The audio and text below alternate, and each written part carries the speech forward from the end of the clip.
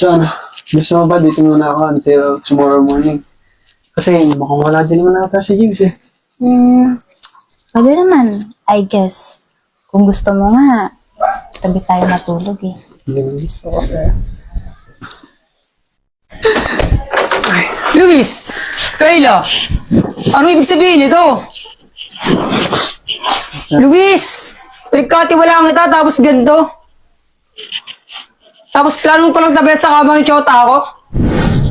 Love, malapit na para mansarin natin. Saan mo gusto kumain? Lab, kahit doon na lang sa kinakainan natin. Masarap naman doon, kaya tapos tama pa yung lasa. Sige, doon na lang tayo.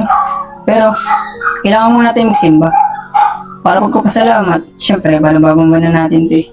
Kaya nga, Lab eh. Tsaka, o nga pala, ilang buwan na lang, mag-iisang taon na rin tayo eh. Ay, teka lang, Lab. Paano kaya kung isama mo yung isang tropa mo? Si Luis? Yung kahapon. Sige, actually gusto rin sa mama eh. Siguro magkikitain din yun. Oo, malapit na din naman kasi mansarin natin.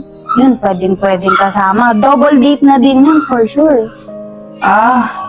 Oo. Ay, teka lang ha. May tatawagan lang ako.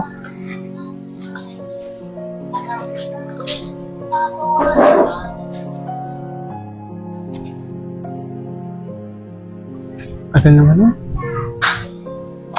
Nasaan na kaya yun? Wait lang. Mukhang ito na ata.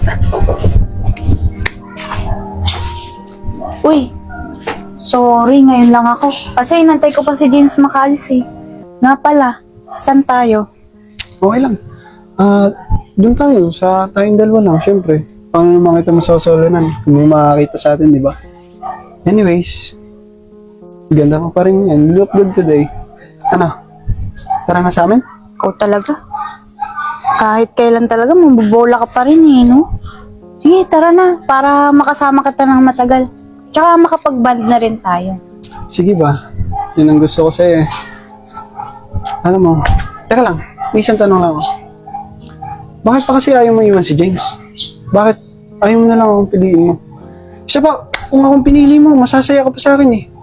Di ka tulad nun. Kaya kung ako sa'yo, isa lang ano ko sa'yo. Iwan mo na yun. Para hindi na tayo nakikita ng ganitong patago. Sige na.